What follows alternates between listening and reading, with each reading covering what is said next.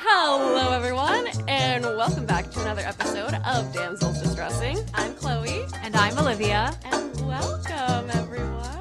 It's episode 4. Yes, it is. So, I apologize for the potential unhingedness of today. I am quite brain dead today.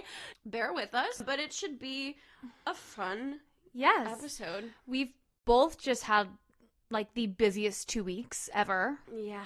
This is my first day off in 2 weeks from the billion things I've been doing that I will talk about. I have not. I mean, I always kind of have my weekends off, but I've been traveling and then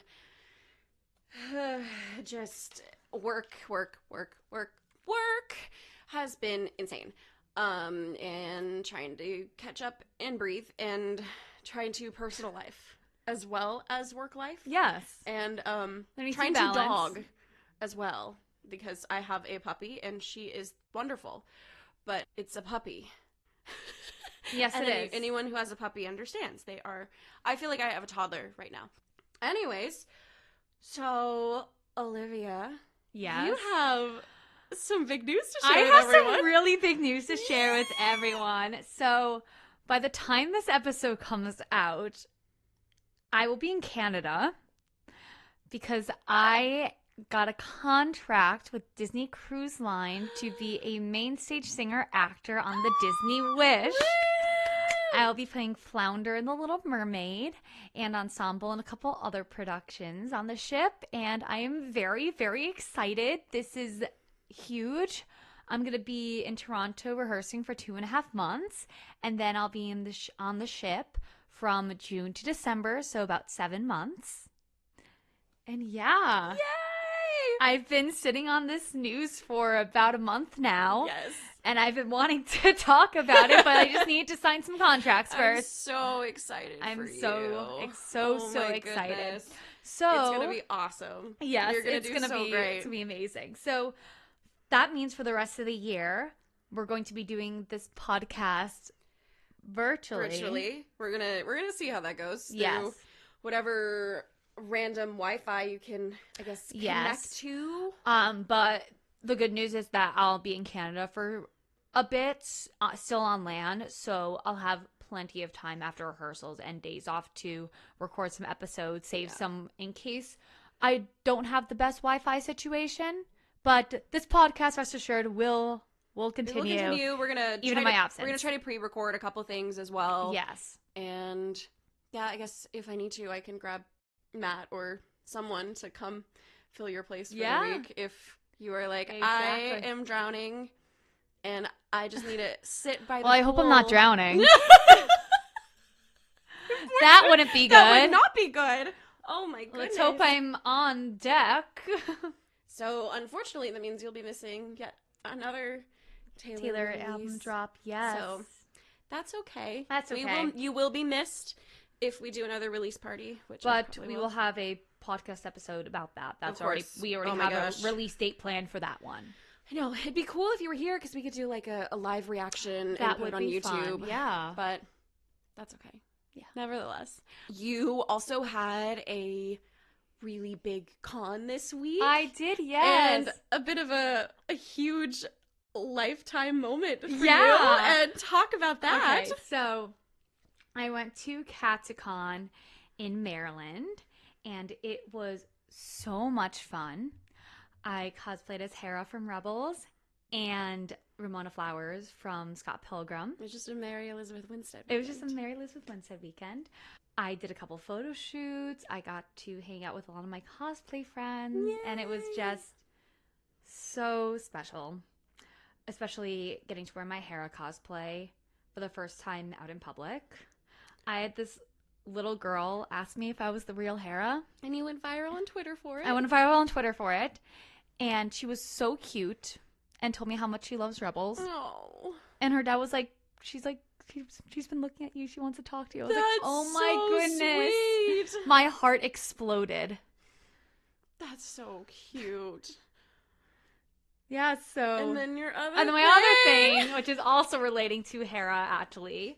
This all fits in because this is our Rebels episode. The Monday after Katsucon, so the day after I was coming back from Katsucon, actually in the car coming back from Katsucon, I was invited to be a part of a charity Twitch stream with Vanessa Marshall, who's the voice actress of Hera Syndulla on Rebels. So freaking cool. And I got invited to come on and talk about my Hera cosplay and Rebels and a lot of stuff. And it was just absolutely surreal getting to talk to the voice actress of my favorite character and her talking about my cosplay and how much she loves my cosplay, and then saying that she thinks I look like animated Hera. Yeah, they were talking about like your bone structure being perfect for it. I was like, which it is. It really is. It's kind of shocking. It was crazy, and I have my friend Sam to thank for this. She is actually good friends with Vanessa. We actually, me and Sam, a couple other Hera cosplayers, we did a Christmas video message for Vanessa back around the holidays. And Sam invited all of us who do that video to come do this live stream. And it was raising money for the National Down Syndrome Foundation because there's a Hera cosplayer. Her name is Indy Speeder, is her username. And oh my gosh, I love her. She's yes, the cutest. oh, she is absolutely adorable. Oh my but gosh. We were raising money in honor of her. There is a link still up, which I'll actually probably post on one of my Instagrams if it's still up by the time this episode comes out. If you want to go donate, because it's for such a great cause. And go follow her. And go follow she's literally her. The cutest little thing. Indy Speeder. And yeah, so Sam Syndulla, also go follow her. She's fantastic. She uses her cosplay platform for such great causes. She invited us to come and do this, and it was just surreal. Like, I've said that like 3 times. It was just surreal. Well, and talk about it, because so there were like some technical difficulties, so she like ended up FaceTiming her instead of just Zooming. Yeah, so we were supposed to do it on a Zoom. But also a part of this that you all have to know is that I was in the car coming back from Katsucon, and there was terrible traffic. Always. I was coming with my friends Caroline and Ben. We were coming from Virginia, and there was terrible traffic, and I was like, oh, I hope the internet at least works. Because I'm like, even if I'm like shown on screen, like, I don't know like how long I'll be in the car for. And it ended up being like, we ended up getting it a lot later. But then there were some technical difficulties. So we decided just to do an Instagram FaceTime. So she was just holding the phone up to the microphone while they were talking on Twitch, and like holding it up to the screen at some point so they could see us. I was also in the car. It was night, so like half the time until I got home, like in the last 20 minutes of the stream, it was just like I was like in a black square. It was very funny. That's so funny. We got to chat with her a bit after the stream ended, and it was just... That's awesome. So cool. And she's actually planning to have us come on again once they figure out the technical aspect to talk about some more cosplay stuff, because she wanted it to be more of like a conversation where everyone could see us, but that didn't work out well. But still, we got to talk, and people at least got to hear us. They didn't really get to see our faces, but next time she plans to do it, we'll hopefully have that figured out. It's still such a cool experience. It really is. And the community of Hera cosplayers that I've met through Instagram are just absolutely lovely. Like, just such a supportive group. And when I was putting together my Hera cosplay, I asked them so many questions, and they all just had great tips about the makeup and the costume and everything. So, shout out to them. Yeah. Okay, so I know that you've started. I'm still need to finish season 2, but Bad Batch started up. Yes.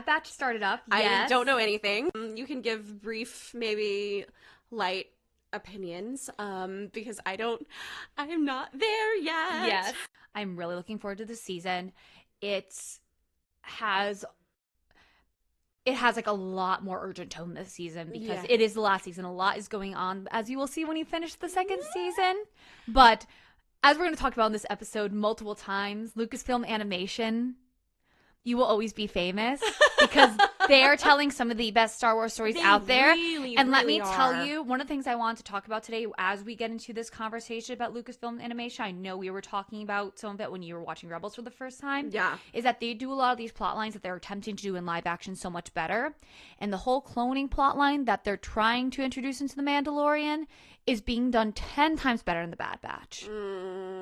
Like, we are getting the actual story that they are trying to do in The Mandalorian in The Bad Batch so much better. It's so interesting because, like, I think I felt this way when I was watching the Clone Wars for the first time, where I watched the prequels so much as a kid, like over and over and over and over again, and even as an adult, but I couldn't tell you like anything about what the conflict was about, why I'm supposed to, like, what are the Clone Wars? I don't know, I don't care. It's like they're trying to find, I was like, whatever. And then you watch the Clone Wars and it's like, oh, and then I didn't even register the term separatist the first time watched. Like, it didn't matter how many times I watched it. Like, it's just everything went over your head because it's like, why would you care?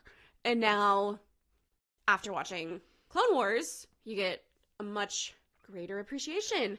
You do. And I felt, since this is the Rebels episode, we'll start to kind of transition into that. Yes. I think the same kind of thing happened to me from after watching Rebels and then rewatching Rogue One. Because first time I saw Rogue One, I had not seen Rebels. I saw it in theaters when it came out, and I was kind of like, cool, great, fun movie. It's not a fun movie. Very, very depressing movie. But I didn't understand like why it was so high in people's rankings. And then you go and you watch Rebels, and it's like, well, and then you watch Bad Batch, and they have similar... Yes. There's a couple things in there, too. And you're like, oh, this is so much more interesting than I thought that it was. Exactly. My mom actually put it the best way, as she watched the first 3 episodes of the season, The Bad Batch, was that what the animated shows do so well is tell these standalone stories incredibly and have these characters that the modern fan base gets so attached to just because you see them in these long form shows.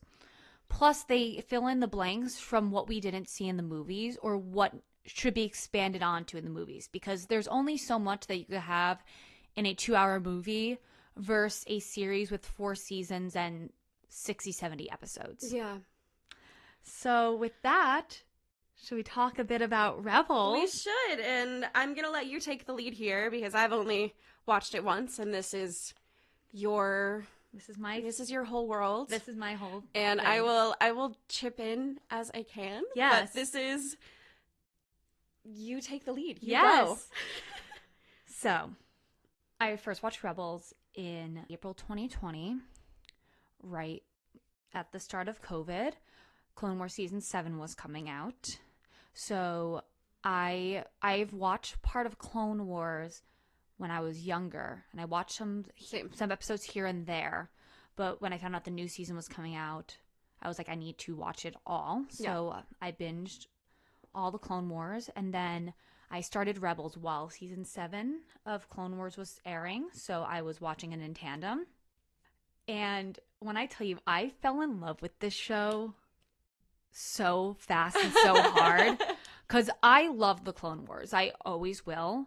There's some parts of that show that I just never really got into because I like the prequels, but I'm not the biggest prequels girly. Yeah. But like I love Ahsoka. I love Rex. I love a lot of the characters from that show that they've added. Yes.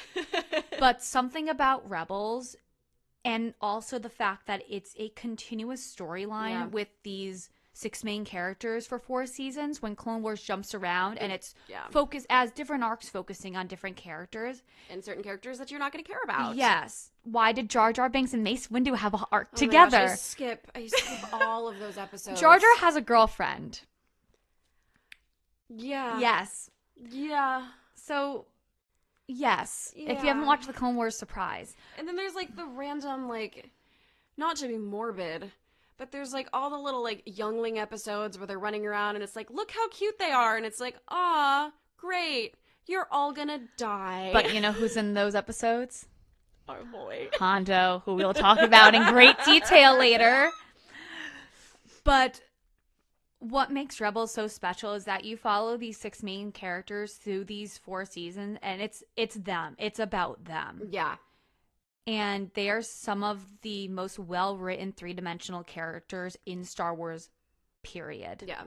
And I started it right before Ahsoka because Liv told me that I needed to. Yes. And I was like, okay, like, whatever. And I had a friend, the same person who got me to watch Clone Wars, who are no longer on speaking terms with, for reasons we will not be getting into. They were like, oh, like, there's no need to watch Rebels. Like, it's not important. It's like, it's for kids. It's blah, blah, blah, blah, blah. And so I had that notion in my head. And then the animation style just wasn't as pretty either because they weren't given the same budget that Clone Wars was. And so I was like, oh, like, do I really want to watch this? And Olivia's like, do it. And because people write that off with the animation style, but the animation does get so beautiful. Third and fourth season. And also, yes. Also, for context, this is one of the first projects that happened right after Disney bought Star Wars. It came out in 2014, and it was on Disney XD, and it was just like they weren't giving the same budget as Clone Wars because Clone Wars was just canceled, but they got more budget after it became extremely popular. Oh my gosh. And it's like I think I texted Olivia like right around the turning point because like she was like, watch the shorts, and I was like what are these characters? Like, I don't like, okay, whatever. And she started like explaining some of them to me, and she was like, oh, like Kanan is Space Flynn Rider, and I was like, okay, well, I can get behind that. And the entire time I was just sitting there texting her, and I was like, when is Ahsoka gonna show up? I was like, you said that Ahsoka was in this, and she's not here. I was like, I said, be patient. And I said, watch the first season. The first season is definitely, I feel like we've had this conversation about like Star Wars animation, or honestly, like a lot of shows in general. Yeah, like Dave Filoni shows, that's what we were talking about. Like Dave Filoni shows and Star Wars shows in general. Like Avatar. Like, yeah. They'll have like that beginning kind of like slump, and then all of a sudden at the end it's like, whoa, whoa, whoa, whoa, whoa, whoa, whoa. When did the stakes get so high?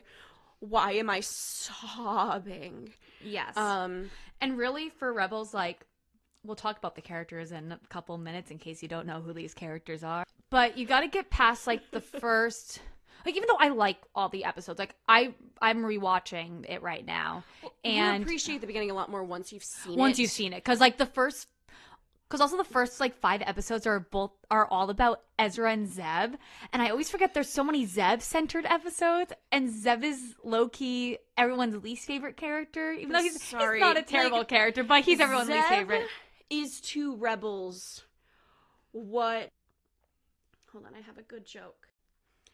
Zeb is to Rebels what Sentimental Man is to Wicked. Best comparison ever. Like, in the show, like, when you're watching the show, you're like, great, cool, this is fun. But you always skip it when it's on the soundtrack. Yeah. So, like, when the first 4 episodes of the show are the little teenage boy and the Sentimental Man character. Whiny teenage and he's whiny boy at this first. point, and you haven't gotten into, like, the other 3 characters who are, like, the best written characters on the entire show, and our maybe murder boy, you're like, what is this? And then like Chopper is a part of it a lot in the beginning, and I think he's kind of what keeps you going. Yes, because you're like, yes, break up these conflicts because they're being annoying. But should we talk about who these characters are? Because people are like, who are these people? Who are you talking about? Okay, so. All right, so there's 6 main characters of Rebels. I have a picture of them in front of us right now because I have it on my desk. They're my family. That's my family. That's my space family. So starting off with Ezra Bridger. He is our protagonist teenage boy.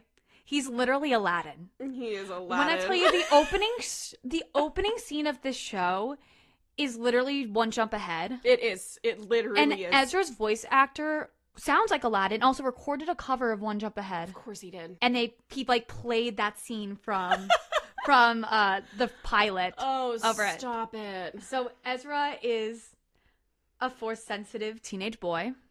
He gets trained to be a Jedi. Which we all know what that means in the Star Wars universe. What does that mean, Chloe? It means whiny. Yeah. But I gotta go down to Takashi Station to get some new power converters. So 14-year-old Ezra Bridger, who's been living on the streets since he was 7 because his parents were anti-Empire, got arrested. So that's where he gets his spark of rebellion the from. Classic As hero's the journey. pilot is called, Spark of Rebellion. Whoa. Oh. So yes, he has his whole hero's journey. He grows up. He goes through a rebellious phase when he's tapping into the dark side a little too much, thanks to our boy Darth Maul. Yeah, not that. That's crazy that when he does. It's the season 3 opener. Sabine goes, "Where did you learn that from?" And then he goes, "Kanan didn't teach me that." Or he's like, "I didn't learn that from Kanan." And you're just like, and everyone's just like, it's literally the like, everyone's just like jaw dropped. Well, and it's so funny because they start off, and of course he has like the Spider-Man 3 hair to let you know that he's like kind of a bad bitch right now. Yeah. And you're like, okay, baby boy. Yeah, season 3 when everyone gets hair upgrades, except for Sabine, who we'll talk about next, who goes through many hair transformations. Always. I mean, that's just her. That's our girl. But Ezra grows up, and we learn to love him, and he comes into himself, and he makes the hero's sacrifice. And Ahsoka?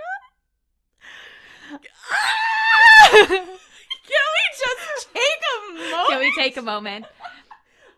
Iman Esfandi, we love you. We love you. We really love you. You look great as Ezra. And you're perfect. You perfect. Sound perfect. And your social media presence is perfect. We love you. So that's on Ezra Bridger, but he goes through quite the hero's journey, and he goes from whiny teenage boy to a hero. Yeah. We love you, Ezra. We love you, buddy. All right, so next let's talk about our other teenage protagonist, who is Sabine, who is a Mandalorian. Yes, she is. She grew up on Mandalore. She was a teenager in the Imperial Academy and ended up running away from the Imperial Academy and her family, who became... Well, also, spoilers, by the way. Oh, yes. We're major spoilers. Major spoilers. Sorry. I can't... So, if you haven't watched Rebels, get off right now, go watch all 4 seasons, and come back. Yeah, the Ezra stuff, like, is fine. Like, you don't... It's okay that you heard that. But this is... Anyways. Yes. Okay. So, Sabine runs away from the Imperial Academy. Her family is pro-Imperial... And she's also a teenager living on the streets. She gets found by the Ghost Crew. The Ghost Crew is what they're called, which we'll talk about with our next character, why they're called the Ghost Crew. She is an artist. Yeah, she's an artist, and her big thing is that she does anti-imperial art. That's a really cool thing about this show, is that a lot of the themes revolve around art, which is like when I first watching the show, it was like something I grasped onto so much. I was like, oh my god, it's a Star Wars show and they're talking about the effects of art in the universe. And like she goes around spray painting and graffiti and everything. Her art kind of gives angsty Polly Pocket, but we love it. We love it. She paints her Mandalorian armor. It's the armor that's been in her family. Her clan has like blue and silver armor, and she paints it pink and purple, which and we yellow, love. and we love it. And she goes and spray paints the walls of the ship. Yep, she does. Spray paints Chopper sometimes. Changes her hair every single season. Yeah. What's your favorite Sabine hair? I love the blue and the orange. Yeah. I love the blue and the orange. Because I do love the purple and white ombre. Yeah. But the blue and the blue and the orange is so iconic. It is. Yes. So our next character is my girl Hera Syndulla. I love her. She's my favorite Star Wars character. She's amazing. And also just like my favorite character ever. Everyone in the fandom calls her Space Mom. Yes, because she is everyone on the crew's mom. Her ship, she's a pilot. Yes, she is. She's also a Twi'lek. Her ship is called the Ghost. And that's where the Ghost Crew, they live on the ship. They call themselves the Spectres. That's their code's name. Yep. So Hera is Spectre 2, Kanan Spectre 1, Ezra Spectre 6, Sabine Spectre 5, Zeb is 3. No, Chopper's 3, Zeb is 4. As he should be. As he should be. Chopper should be before Zeb. Chopper should be before Zeb. Well, when they first... Supposedly, I would assume they created the codes before Zeb joined them. Yeah, but you know that Chopper uses it, like... Yes, as a ranking thing. As a ranking thing. Which is so funny. But what I loved, and Hera was the first character that I really connected to while watching the show, because I was like, there's something so empowering about seeing a female character who's not necessarily combat heavy. Yes. But she's still so essential to the group. And a lot of times what you see in Star Wars is if she's not very combat heavy, then she's just kind of like a damsel in distress who can shoot. And that's just not her. She's like one of the best pilots in the galaxy. Yes, she's a character I just see myself so much in. She's someone who's so nurturing and kind, and also at the same time, she's this incredible leader and is such a dreamer. She's in the Bad Batch. Yep. They show her when she's 10 years old in the Bad Batch, and she talks about how she dreams of becoming a pilot. Yep. Those episodes always make me cry.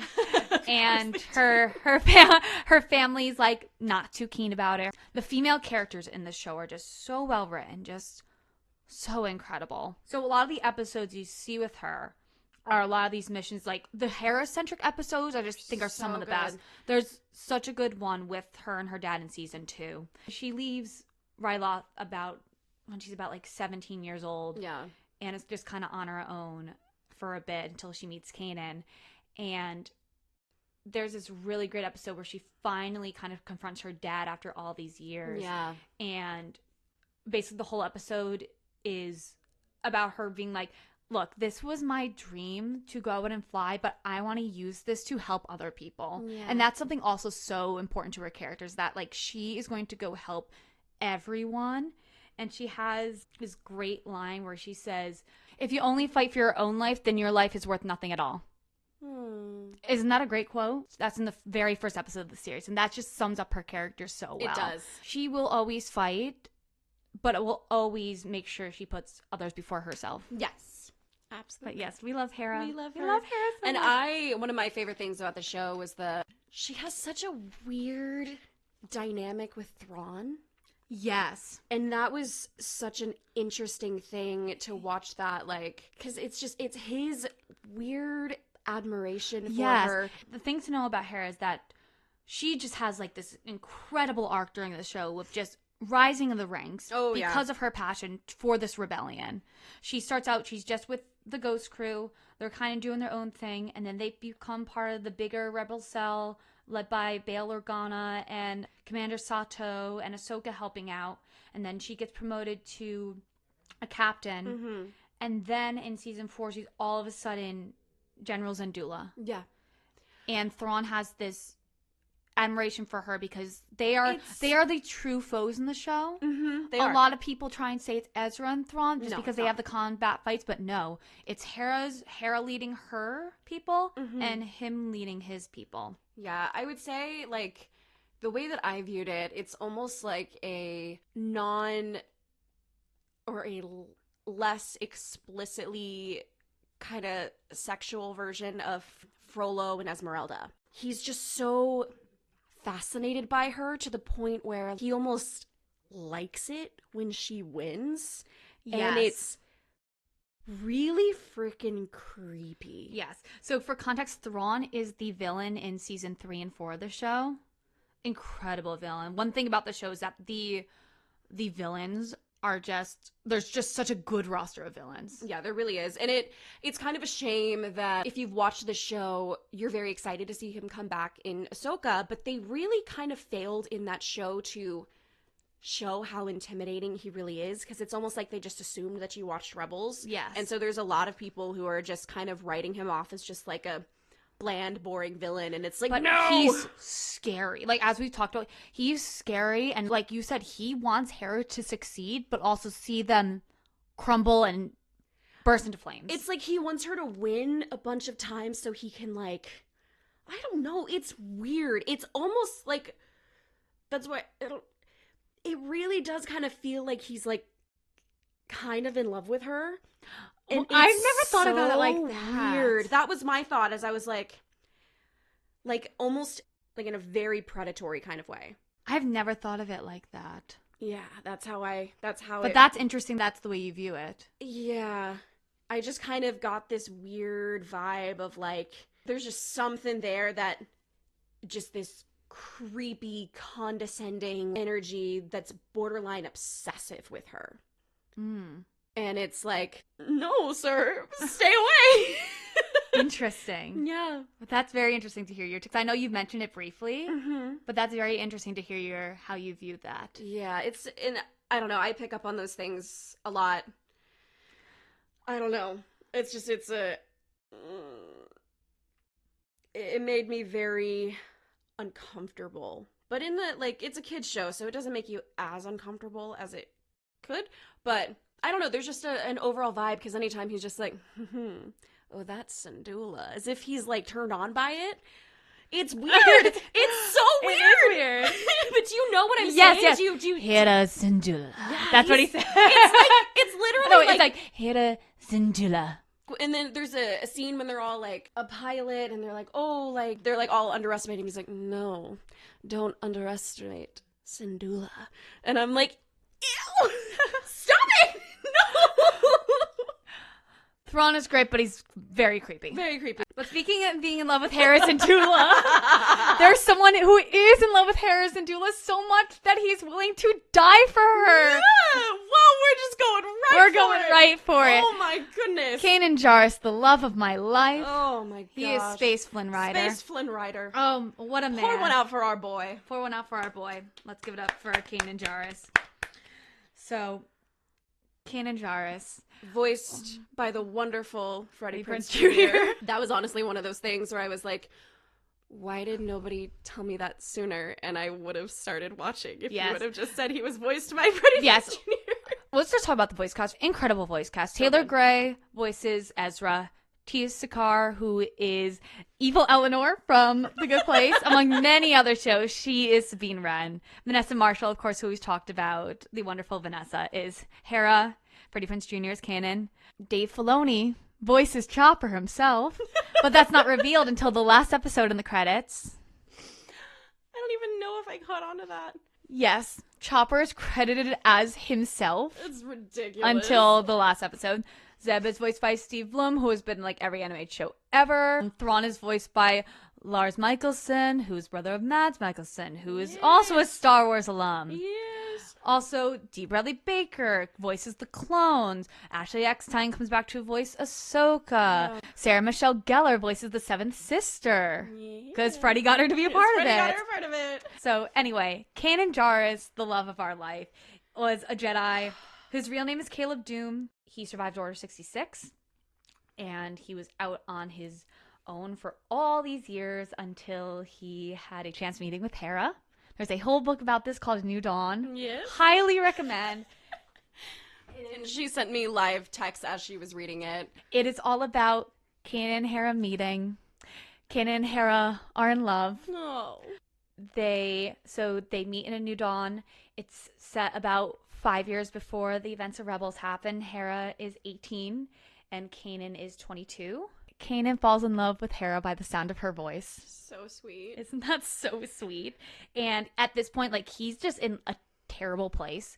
He is a drunk and he's working at a bar, so that doesn't help. He needs therapy. He's sleeping around. He's just like jumping from planet to planet because he doesn't want to settle down. And anytime he gets close to anyone, he just takes off. Until he meets Hera on Gorse. She is investigating this situation that's happening on this planet, and he just falls head over heels for her, and she's not interested. She's interested in this larger rebellion. Yeah. So Kanan, good man, he's respectful. He doesn't push it. Yes. But he ends up going on this mission with her and accidentally reveals that he's a Jedi at one point because she almost dies, and he has to save this falling thing from falling on her. But at the end of that book, Kanan's going off to do his own thing, and Hera asked him to join her crew. Oh. That's just her and Chopper at that point, even though Chopper's not in the book. He's not? He's not in the book. Oh. Which is a good thing, actually, as I thought about, because first I was like, why isn't Chopper in the book? Where is he? But if Chopper was there, Kanan would be dead. Oh, yeah. Kanan back then, who's like this 22-year-old drunk, thinks he has a lot of swagger. Yeah, 100%. He would have been dead because Chopper is a murderer and will do anything to protect Hera. Chopper is Hera's droid, who's basically like a cat. He is. He's our feral kitty cat. Yes. But there's a short story that I didn't even know existed until a couple months ago that's a prelude to New Dawn, basically, that's about Hera just before she leaves Ryloth and working with her uncle.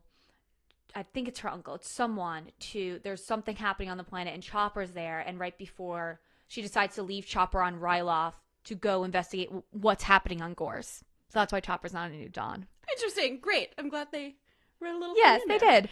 But yes, so Kanan is all in love with Hera. They go off together, form the Ghost Crew. Their relationship isn't really defined in Rebels. I was about to talk about that. Yes, it's very open to interpretation. So it was really interesting because I was texting her about it while I was watching, and it's like because one of the first lines is Hera calls him love very early into the show. Yeah, she calls him love and dear very, very frequently. But I was like, what is their relationship? Yeah, and also they almost kiss in the short too. Yeah, they do. Yeah, they do. So I was kind of like, what is this dynamic? And they really don't go into it.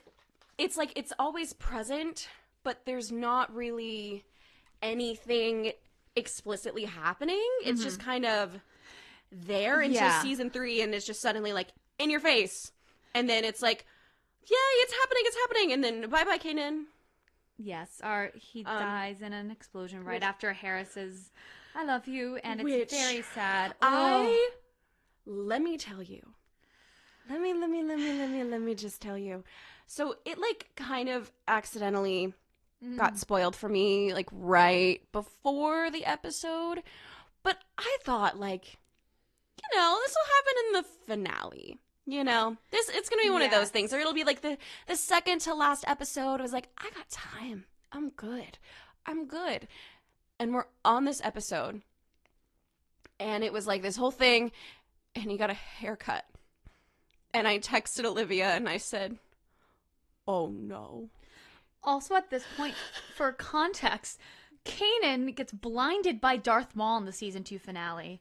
So for the last 2 seasons, he's living with his disability. And one thing I love about what they do in the show is that they never make his disability a joke. No, never. Literally, like, one time they do it, like, Ezra says, like, look at something, and he, like, makes, like, a joke about it, but they never make a joke about it. Otherwise, like, that is so respectful. Yeah. So he gives himself a haircut, and it's, like, kind of the worst haircut ever. Well, not only that. He has beautiful hair that we never get to see down in the show. The biggest tragedy. Of it is he was in this, like, really depressive state, and so he had grown a beard, and he had, like, his hair had grown out really long. And then, so he cut it. Yes. And I text Olivia, and I'm like, oh no. I've seen enough shows. I know what's happening right now. And then there were all of these moments where they were together, and this man was actually talking about his feelings, and he doesn't do that. No. And I was like, oh no, not this episode. It's not going to happen now. And then it did. And then the music got sad. I was like, oh no. There was like this really beautiful kiss, and I was like, this is so great. Oh no. And then he like saved all of them, and then there's like a moment, and his eyes go like, and he sees Hera for one last time before he dies, and he just kind of nods and is like, it's gonna be okay. And we're like, but I'm not okay. And it's heartbreakingly beautiful. Like, I still cry every single time. The first time I saw that episode, I was tricked by my brother and my mom that Kanan was going to be alive and well into the finale. I'm still not okay. And then he dies, and I just sat there in shock. My stomach dropped when it happened. Oh, yeah. I just sat there in silence for about 30 minutes, and then was like, why did you lie to me? I was in tears. I sobbed. I straight up, I think I fell on the floor. I FaceTimed Olivia right afterwards because I was like screaming. I was not okay at all. I was in complete denial. I was coming up with all of the reasons why he was still alive. Yes. The wolves, the carbonite. I was like, no, he's fine. The wolf, the man, the force god guy. Bendu. I was like, Mr. Moose. Yeah, as he was like he taught him how to just be one with the force, maybe, and he's gonna come back as a ghost at least, right? He's gonna be fine. No, he hasn't. So heartbreaking. Also, with that scene is like, don't they like? There's like no sound except for the music, and you just see that she's screaming, but you don't actually hear. And her then scream. you actually hear the whole scene with sound in the World Between Worlds episode. You hear her scream. Mm-hmm. The music is just like overholding. You can't hear the dialogue. And then a couple episodes later, when in the World Between Worlds episode, they actually show that scene again with her screaming as he's dying. And if you would have told me before starting this show, out of everything in Star Wars, that Rebels would be what makes me hysterically sob the most. Yeah. And I cry at a lot of things. It is not that difficult to make me cry. So when I say that this is the worst, it's the worst. It's the worst. The whole next episode, because this isn't the finale of the show, as I said. This is 5 episodes before the finale. Yeah. The whole next episode is spent exploring the ways how each member of the Ghost Crew grieves. I'm literally starting to cry again. And we haven't even mentioned that Miss Ma'am is pregnant. Yes, and Hera's pregnant at this point. Yeah, we assume she doesn't know. Because when Kanan saves her, her and her entire fleet get shot down by the Empire. Only her and our boy Mart survive. She gets captured by the Empire. He escapes. She is getting tortured by them and drugged. Kanan saves her. She's all drugged up and loopy. She could have known in that moment. She could have told him if she knew, but we don't really ever know if she knew she was pregnant before he died or not. Maybe that's why the baby's so ugly. He's not ugly in live action, at least. He's so cute in live action. Oh my gosh, when they show the scene at the end, I'm like, that is the ugliest kid I think I've ever seen. It's That's so like bad. Renesmee level of icky. Of literally these, like, 2 beautiful people. It's like, why is his hair green? I still don't, I'm like her skin is green. Like, why would that make your hair green? Those are different types of genetics. Someone explain it. And it's so weird because in the Clone Wars, when they show Twi'lek and human kids, they don't look like that. No. But also I think this is because they literally had him in 50 seconds in the finale. Not even. They were just like, slap on this like character model. Let's go. Why is his hair green? My favorite headcanon is that Sabine dyed it.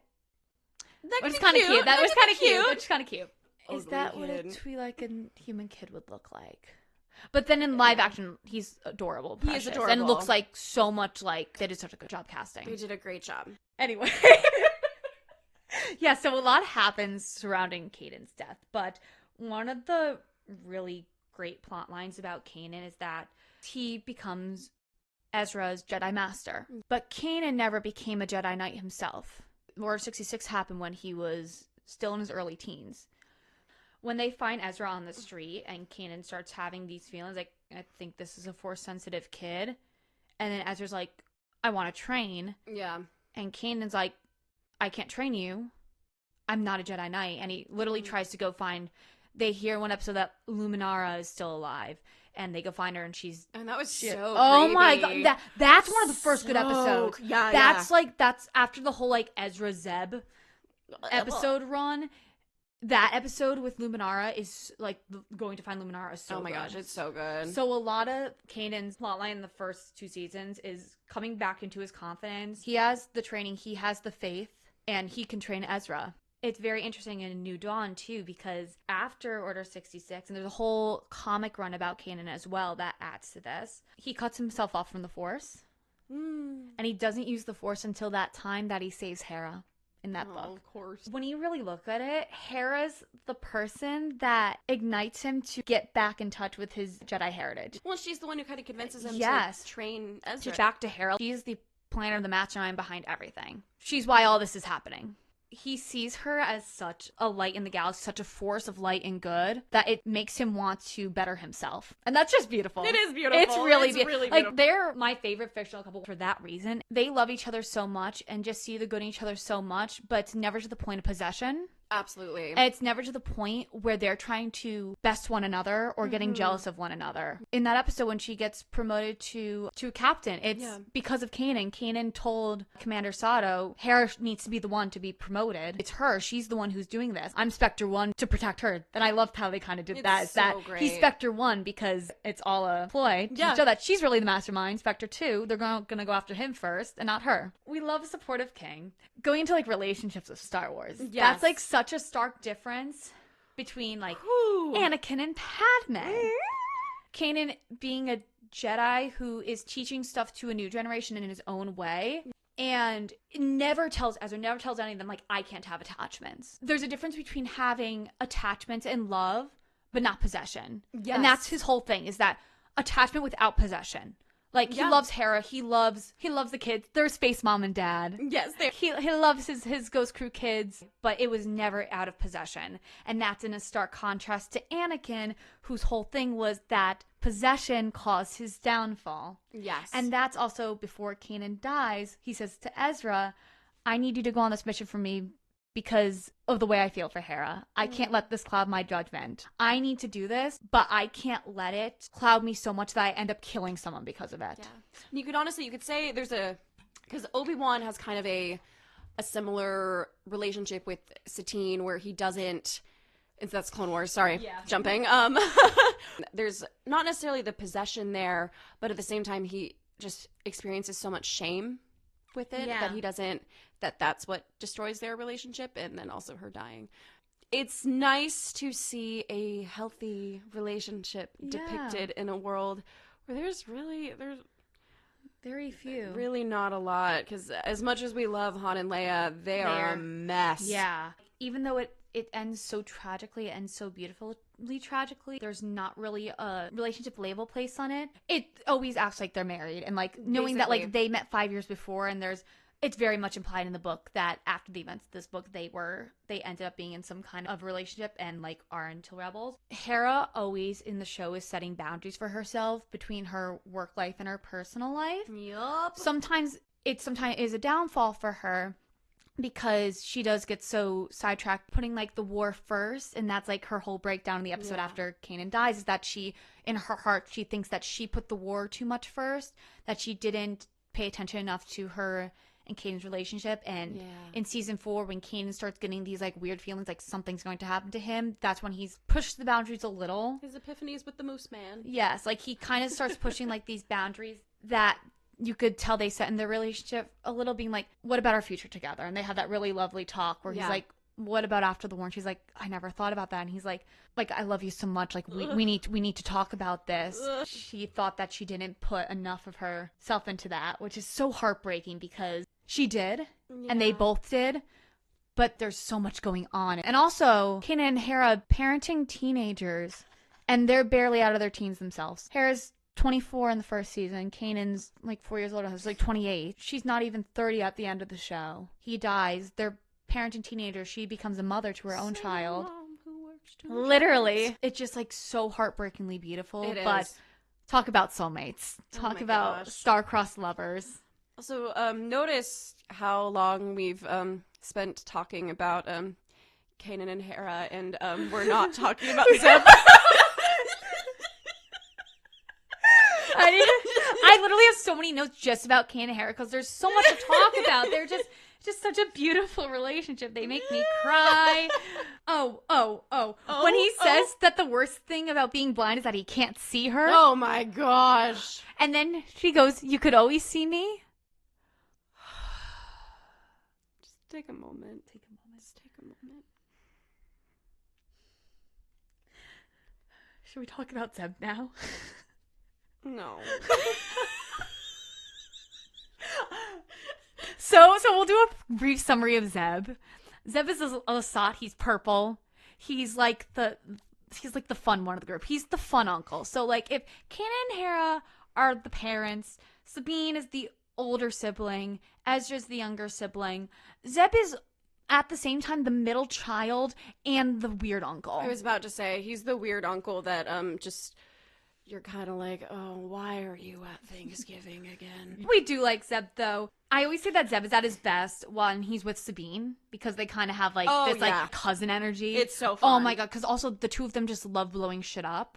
And Sabine has all her art explosives. She makes those, like, paint bombs and stuff. If Zeb is your favorite, God bless you. Yes. We just love everyone else better. The episodes when Hera gets mad, she, like, always yells at Zeb first, and it's hysterical. Gareth Zeb Borealis! Because it's typically his fault. It's always his fault. It's always his... Sabine is, like, mature enough even though she's only 2 years older than Ezra, 2 or 3 years, she is mature enough that she's on the same level as Kanan and Hera at most times. Sometimes. She still has like a lot of immaturity about her. When she needs to be, she's the older sister vibes. Absolutely. And then Ezra and Zeb.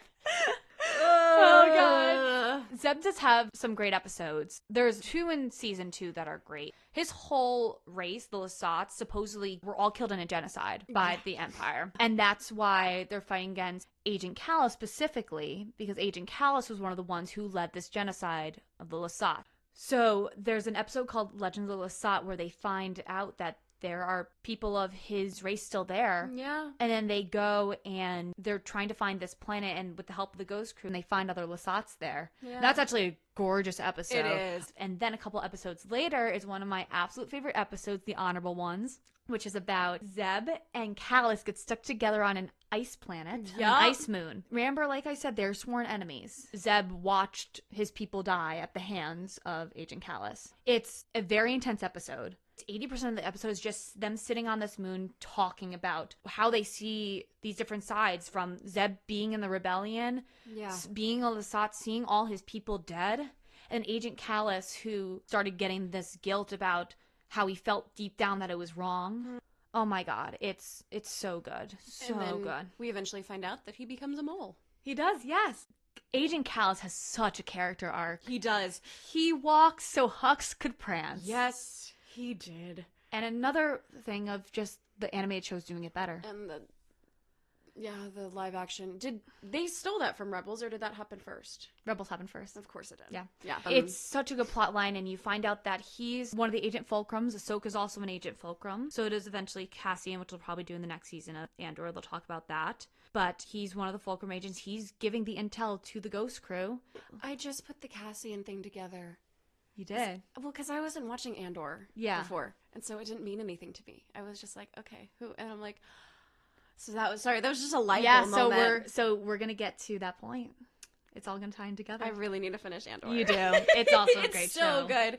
But Agent Kallus eventually goes and works with the Ghost Crew. From the Honorable Ones on, it's just this very slow burn of all this happening. And then when it's such a plot twist too. Like it took me by surprise, because you're trying to figure out, because they kind of do hint that it is someone who is an Imperial, who is working alongside Thrawn. Kallus joins the rebels, and people ship him and Zeb. As they should. It's so. I'm sorry. It's so. He makes Zeb more interesting. It does. And also, then we're talking about Zeb, or we're supposed to be talking about Zeb, and we spent all this time talking about Agent Kallus. But what if we were trapped in an ice moon together? Eyes emoji. They were huddling against each other for warmth. And then they go to Lyrasan at the end. Zeb takes him to Lyrasan. You don't take your work friend to Lyrasan. No, it's just your boyfriend. Zeb never really. It seems like he doesn't come back because he's off. He's off on his honeymoon with his boyfriend. But then also Kallus gets hot. Yes, he does. Hot Kallus. That took me by surprise. Oh my. If there's 2 things that are whiplash, it's the reveal that he is the rebel spy, and then him getting hot. He's hot, of course, when they reveal him in his whole rebel gear at the base. Oh yeah. When he's in that jacket and everything, chef's kiss. But when he's getting beat up by Thrawn, and his hair is all messy and he's all bloody, and he has a black eye. I'm like, and before he had such a punchable face, and so I'm like, what happened? I know. Suddenly he's competing with Kanan for the man of my heart. Sorry, Kanan. We have to talk about Chopper! We have to talk about Chopper, our little murder boy, who has the highest kill count in all of Star Wars. And he's psychotic. He's killed droids, he's tried to kill babies, he's killed Imperials, he's blown up ships. And somehow we forgive him. Yes, because he is Hera's feral orange cat. Yes. So when Hera was a little girl on Ryloth, there was a Clone Wars ship that crashed into the planet. And inside the ship was Chopper. So little Hera, being the little engineer she is, woman in STEM, rebuilt him. Yeah. And that's her little friend. And we love him. Her dad doesn't like that she has a little droid friend and that he's feral. Yeah.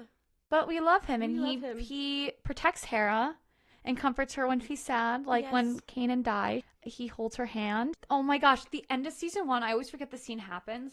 After Kanan is captured by the Empire, Chopper goes into Kanan's room and like having like a breakdown. Ezra walks in and he rolls into Ezra's like, and Ezra's like, hey buddy, calm down, it's okay.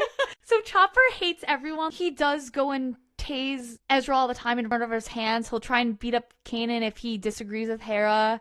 The only one he's not really ever mean to is Sabine. Yeah, but he kind of, I think secretly Ezra's his favorite though. Other than Hera. He loves Ezra. He's a little murderer with a heart of gold. And he's just so cute. He's just the cutest. He also, his sworn enemy is R2-D2. Is it actually? Yes, you remember the episode where they're on the Star Tours and R2-D2's there and he starts beating him up? Yep, I forgot about that. And then, oh my gosh. And then Chopper thinks that R2's like a plant for the Empire or something. He's like trying to tell them, and C-3PO's like, "No, he is not. We're just normal droids." And then Chopper's like, "Bah, bah, bah, bah, bah, bah." But isn't that like right before Ahsoka got introduced, right? Yeah, that was like the 4th episode of the series. Because that's the first time we see Bail. Mm-hmm. And that's when Kanan goes and brings R2 and C-3PO. But also the thing about Chopper, 90% of the time he's swearing. Oh, yeah. And then as the seasons go on, you could tell what he's saying. Yeah. My favorite is in the season 4 premiere when he tells Kanan and Hera to get a room. I love him so much. And they recently added him to the Disney parks, and he does not disappoint.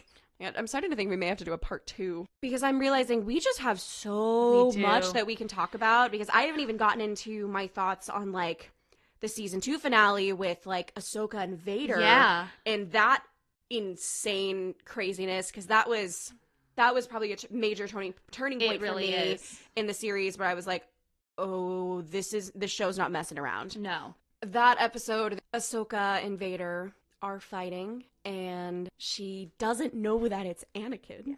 And at this point, Ahsoka's revealed at the end of season 1 to be the Fulcrum agent that Hera has been communicating with for the whole first season. Yeah. You never know who Fulcrum is. Sabine's trying to figure out, the rest of the crew's trying to figure out, and then it gets revealed at the end of season 1 that it's Ahsoka. It's Ahsoka. I called that pretty quickly. I knew she was coming, but I don't know if I actually don't remember if I knew it was her or if I had any suspicions, but I knew she was coming. I figured it out because they showed her cloak. Like, they showed, like, a Fulcrum talking, and it was just, like, a cloak, and I was like, oh, that's Ahsoka. And it looks like her cloak in season 7 of Clone Wars, too. Yeah, it does. I was like, that's Ahsoka. This is the first moment where I cried in the show, was this scene. It's like they're fighting, and he's like, oh, no, I killed Anakin. I killed him. And she's like, well, then I will avenge my master. And then she cuts off a part of his mask. And through, like, the breathiness of, like, the broken mask, he just goes, Ahsoka. And she goes, Anakin. And she figures it out. And it is... It's beautiful. There's my bag over there with the scene on it. Yeah, that's what I keep looking at it this entire... Yes, I have a bag that Ashley Eckstein made, a collection she released with Disney, that is the scene from Rebels on a bag, and it's the concept art of it and the script page, and it's beautiful. It's so devastating. And just something amazing about that episode too is that James Earl Jones comes back to voice Vader. Yep. But Matt Lanter also comes back to voice Anakin, and he voiced Anakin in the Clone Wars. So that line when she cuts off the mask is a combination of Matt and James talking. That whole scene, it's flip-flop lines between Matt Lanter saying them and James Earl Jones. She's hearing Anakin's voice, but in reality, it's Vader talking. Yeah.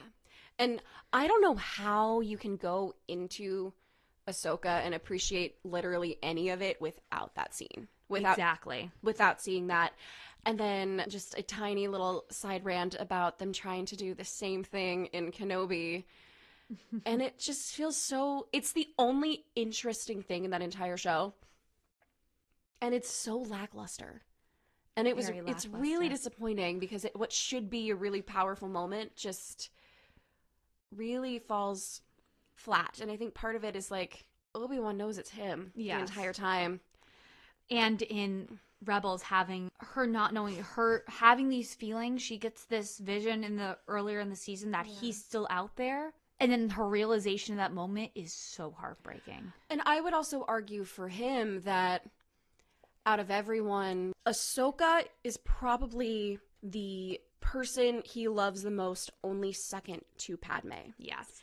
And for him, realizing that she is still alive, it's a different thing versus when he wanted to hunt down Obi-Wan, kill Obi-Wan, kill Obi-Wan.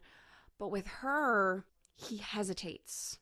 Yes. Because it's like, this is like a daughter to him. This Yes. isn't a brother turned scorned enemy. The last time he saw her, they were on very good terms. Yeah. He was so happy to see her. He gave her this beautiful grand gesture in Clone Wars where he had all the clones paint their helmets. Yes. And it's this beautiful thing. And then to see them, this is the second time, really, that they've been together. Since she left the Order. And all these years later, after also like being reunited with Rex and some of the clones that were involved with this whole Order 66, this massacre, it's heartbreaking. And knowing that her best friend and basically her father figure is the cause of all of this. And she's one of the few people who knows. Yes. And that's a secret that she carries with her for a while. Yeah. It's so heartbreaking. And we'll talk about it more in part 2 about all this tying into the Ahsoka series. Yes. I don't agree with some of the ways that they showed her and Anakin in the Ahsoka series. Yep, I'm with you on that. I don't like a lot of the ways that they try and fully redeem Anakin after being such a horrible person, but I think that Rebels did it in the great way with also the World Between Worlds episodes when you found out Ahsoka didn't really die in that battle with Anakin. Yeah. She made it out just in time. Everyone thinks she dies after that. I didn't mention that part. Her giving that talk to Ezra, because Ezra in that episode was trying to save Kanan. They're in the World Between Worlds. He sees this as a way to get Kanan back. She's like, we need to accept the past. We have to move on. Yeah. Like, our love for these people will still be here. And, like, even though Kanan and Anakin are two very different stories, Ahsoka in that moment also learned to let go of that. Yeah. I don't love the way that in Ahsoka they kind of made it all about Anakin, but whatever, we'll talk about that. And I think we should end this episode on a very positive note by talking about two of our favorite little chaotic. Yes! And that is the wonderful Hondo and Melch. Pour it out for our boys. Hondo and Melch. So Hondo Ohnaka. Oh, what a guy he is. Who has gotten a lot of love recently because he is the narrator and your guide on the Millennium Falcon Smuggler's Run at Disneyland and Disney World. Yes. I think we mentioned earlier that he was in the Clone Wars. That's when he got introduced. He is a pirate. He's a smuggler. He does illegal activities. He's a gay icon. But he is so fun. He is a gay icon. He is so fun. He's the most fun guy. He thinks Obi-Wan Kenobi is his best friend. They are besties. They are besties. He adopts Ezra Bridger. Like, that... He low-key gets jealous that, like, Kanan is basically Ezra's dad because Hondo just wants Ezra to be his pal. Hondo, if Chopper is a feral cat, Hondo is a stray dog. Yes. He just wants love. And we're pirates. We don't even know what that means. He has a little tiny piggy companion who has stolen my heart, and his name is Melch, and Melch does not get the appreciation that he deserves. You will not find Melch merch anywhere. No. I have looked. It doesn't exist. And he is an icon. And he's a saved legend. The universe. He did. No, the finale of Rebels, they would not have succeeded if it wasn't for our boy Melch. And there's a whole YouTube analysis video on why Melch is a war hero. He is a war hero, and Hondo loves him so much. And there's a second he leaves him to die. And then when he comes back alive, when he's like revealed to be alive, Hondo is like, my boy, I missed you, I love you. There's like one episode where they're like in a fight Like, Hondo betrayed him, and Melch doesn't talk. He just communicates in squeaks. And I think that's why I love him so much, because they're also like, it's so funny. And he's just this little pig.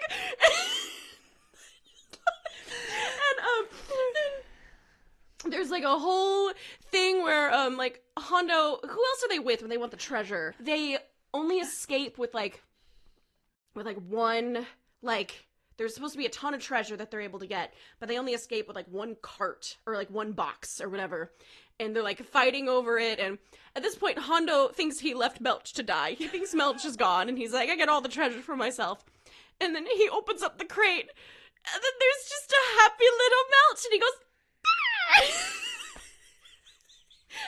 it was in the, like, at the beginning of that episode, it was like, oh my gosh, no, Melch died. Oh, I didn't even know his name at that point. I was like, no, where'd the little pig? And then he just kicks it open, and he's just like, surprise!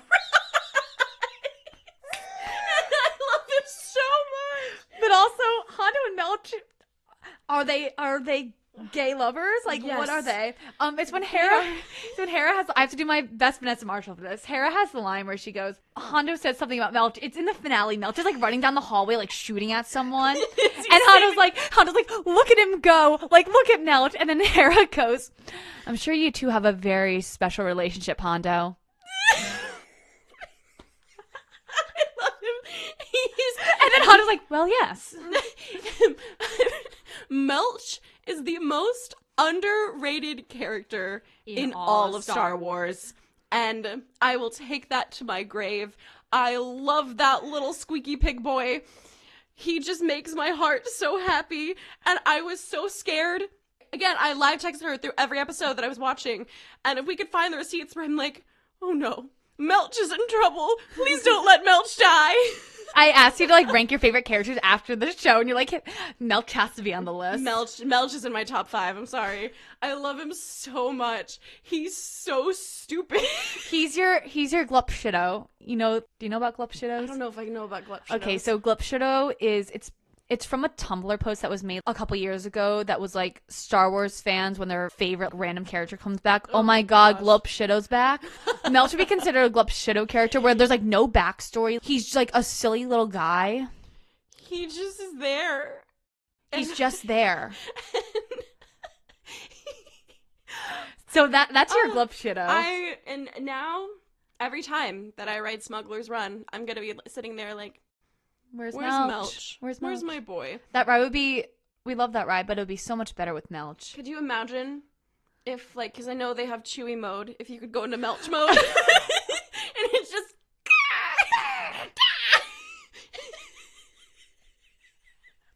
See, the way you feel about Melch is how I feel about Nubs from Young Jedi Adventures. Do you see him over there? He's the little blue koala. What a cutie. He's so cute. He's voiced by D. Bradley Baker, who voices every single clone and animal and everything in the Star Wars universe.